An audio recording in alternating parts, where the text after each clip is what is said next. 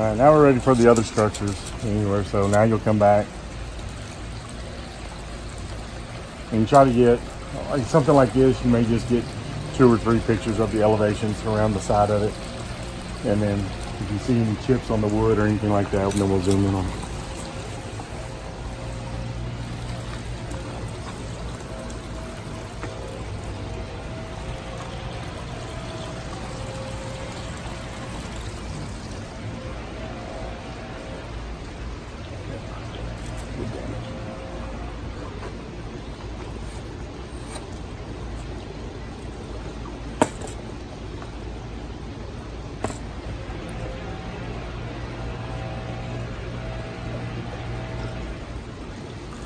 And the wood, what the insurance company is going to be looking for is just like that one. They're going to be looking for a fresh hit, not something that's old or it's already been painted on. They're going to be looking for something like that where they can see new wood.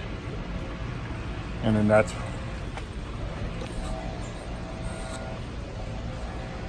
Now this is a metal roof. A lot of times metal roof, it's easier to see the damage on a metal roof on the bottom than it is the top. So we can go ahead and do the roof inspection on this one just from down here.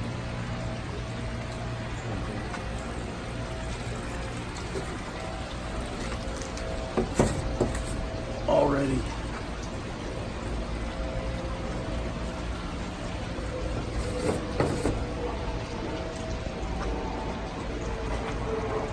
On a roof, even on this, like we found here. Now we can just find a few on this one and one of the other ones. More than likely, even Allstate or State Farm will buy it. Make notes that these are 6x6 posts. We're gonna do the metal roof, and it's a hip roof. And that's it. Just trying to make a few notes from everybody when they're doing it. The biggest thing is actually, I haven't seen a lot of collateral in this one.